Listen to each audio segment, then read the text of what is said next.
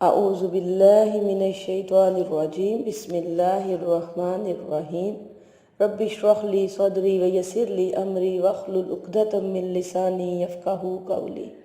سورۃ البقرہ آیت نمبر 6 اور آیت نمبر 7۔ ان بے شک الذین وہ لوگ جنہوں نے کفروا کفر کیا سواء برابر ہے علیہم ان پر آیا انذرتہم آپ ڈرائیں انہیں ام یا لم نہ تنذرہم ڈرائیں انہیں لا نہیں یؤمنون وہ ایمان لائیں گے۔ وہ لوگ جنہوں نے کفر کیا بے شک برابر ہے آپ ان کو ڈرائیں یا نہ ڈرائیں وہ ایمان نہیں لائیں گے۔ کیوں ایمان نہیں لائیں گے؟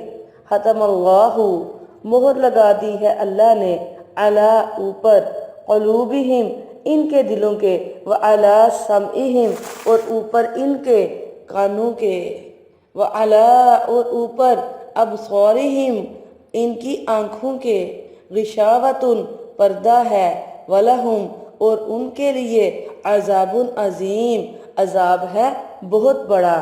تو اللہ تعالیٰ یہاں کیا کہہ رہے ہیں؟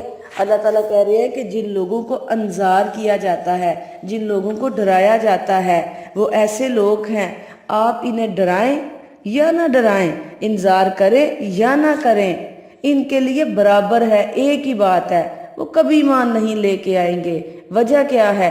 وجہ یہ ہے کہ اللہ نے ان کے دل اور کانوں پر مہر لگا دی ہے، آنکھوں پر پردہ پڑ چکا ہے۔ اور یاد رکھیے ایسے لوگوں کے لیے اللہ تعالیٰ کہتے ہیں بہت بڑا عذاب ہے، عذاب عظیم۔ اور یہ بڑا عذاب دنیا میں نہیں آنا، یہ جو بہت بڑا عذاب ہے یہ آخرت میں آنا ہے، اور یہ کبھی ختم ہونے والا نہیں عذاب ہوگا۔ تو یہ جو انذار ہے نا، انذار کا معنی ہے ڈراوا، ایسا ڈراوا، ایسے ڈراوا جس میں دوسرے کے لیے ہمدردی بھی موجود ہو، اس کو آخرت سے ڈرایا جائے، اسے بتایا جائے کہ تم یہ کرو گے تو اللہ تعالیٰ تمہارے ساتھ یہ کریں گے۔ اور حالی جو کافر ہے یہ کافروں کے لیے نہیں آتا، یہ ان لوگوں کے لیے نہیں آتا کہ جو صرف اللہ کو نہیں مانتے۔ بعض اوقات کافرو کوئی بھی ایسا انسان جو اللہ کے حکم سے انکار کر دے اس کے لیے کافرو آتا ہے۔ تو یہاں یہی چیز بتائی جا رہی ہے، بلا شبہ جن لوگوں نے اللہ تعالیٰ کے حکموں سے انکار کر دیا، آپ اللہ کے نبی ان کو ڈرائے نہ ڈرائے برابر ہے۔ اب یہ چیز دیکھیں، کیا جب ہمیں ڈراوے بتائے جاتے ہیں قرآن پاک میں، کیا ہم انہیں کیسا لیتے ہیں؟ عام روٹین میں جیسے کوئی ہمیں بک کے بارے میں بتائی جا رہی ہے چیزیں تو ہم ان کو ایسا لیتے ہیں یا دل کے اندر اتارتے ہیں؟ اپنا اپنا خود دیکھ لیں۔ کیوں کہ اللہ تعالیٰ کہتے ہیں کہ مہر میں لگا دیتا ہوں۔ اللہ کیوں مہر لگاتے ہیں؟ اللہ مہر کو اپنی طرف کیوں کہہ رہے ہیں کہ یہ میں نے لگائی؟ اللہ تعالیٰ نے یہ کان، یہ آنکھیں، یہ دل، یہ اس لیے نہیں ہمیں دیے کہ ہم ان اعضاء سے صرف اتنا ہی کام لیں جتنا دوسرے حیوان لیتے ہیں۔ جانور کیا کرتے ہیں؟ صرف اپنے کھانے پینے پر توجہ رکھتے ہیں۔ اللہ تعالیٰ نے انسان کو فہم، دانش دوسرے جانوروں سے بہت زیادہ عطا کی ہے۔ انسان کی ہدایت کے لیے اللہ تعالیٰ نے آسمانی کتابیں نازل فرمائی ہیں۔ انسان کی توجہ کائنات میں ہر سو اللہ تعالیٰ نے بکھری ہوئی نشانیوں کی طرف بار بار مبذول کرائی ہے۔ کیوں؟ کیونکہ انسان اللہ تعالیٰ کی معرفت حاصل کر سکے۔ اگر انسان کانوں سے قرآن کی آیات کو سننا تک گوارا نہ کرے، کائنات میں بکھری ہوئی آیات کو آنکھوں سے دیکھنے کی زحمت گوارا نہ کرے، تو اس کی ہدایت کی کوئی صورت باقی رہ جاتی ہے؟ سوچیں ذرا۔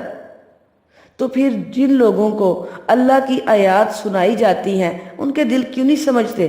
کیا وجہ ہوتی ہے؟ کیونکہ انہوں نے ان دلوں کو، ان کانوں کو دنیا کی طرف لگایا ہوتا ہے۔ تو اللہ نے کافروں کے دلوں اور کانوں پر مہر کو ان کی اپنی بدعمالیوں کی وجہ سے لگاتے ہیں اللہ تعالیٰ نے اپنی طرف اس لیے اس کو کیا کہ میں نے لگا دیا ہے۔ تو ان کے بدعمالیاں، ان کے کردار ایسے تھے کہ اللہ نے مہر لگا دی۔ مہر اللہ ایسے نہیں لگاتے، مہر اللہ اس وقت لگاتے ہیں جب اللہ نے جو ہمیں کان دیے ہوئے ہیں، ہمیں دل دیے ہوئے ہیں، ہمیں آنکھیں دی ہوئی ہیں، ان آنکھوں سے ہم وہ کام نہیں لیتے جو اللہ کو مطلوب ہوتے ہیں، تو اللہ تعالیٰ پھر کیا کر دیتے ہیں؟ اللہ تعالیٰ دلوں کے اوپر مہر لگا دیتے ہیں۔ اللہ کے نبی صلی اللہ علیہ وآلہ وسلم نے ایک دفعہ فرمایا، جب کوئی بندہ گناہ کرتا ہے اس کے دل پر ایک سیاہ نقطہ پڑ جاتا ہے، اگر تو وہ گناہ چھوڑ دے، استغفار کرے، توبہ کرے، اس کا دل اللہ صاف کر دیتے ہیں۔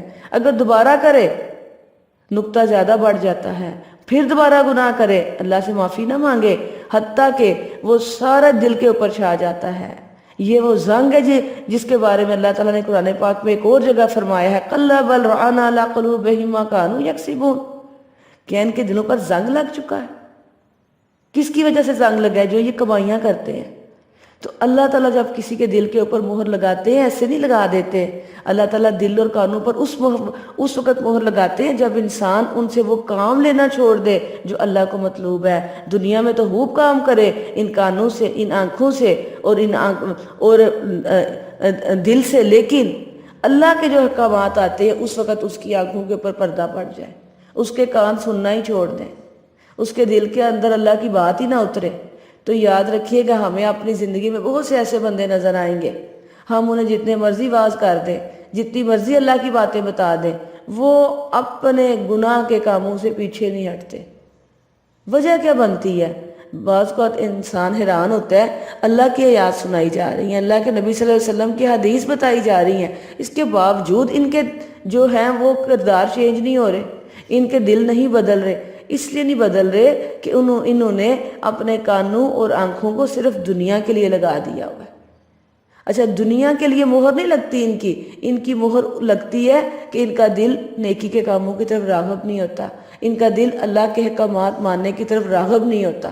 تو اللہ سے دعا کیا کریں اللہ تعالیٰ ہمارے دلوں اور کانوں پر مہر نہ لگائے ہماری بدعمالیوں کی وجہ سے، اللہ تعالیٰ ہماری آنکھوں کے آگے پردے نہ ڈالے ہمارے بدعمالیوں کی وجہ سے، اللہ تعالیٰ اسی دنیا سے ہماری آنکھوں کے پردے اٹھا دے، اللہ تعالیٰ اسی دنیا میں ہمارے دل اور کانوں کو کھول دے، ہم اس میں اللہ تعالیٰ کی باتیں سنیں اور اپنے دلوں میں اتاریں، کیونکہ آگے جو آ رہی ہے آیت وہ ہے وَلَهُمْ عَذَابٌ عَظِيمٌ۔ یاد رکھیے گا اس بڑے عذاب سے کوئی بچانے والا نہیں ہوگا۔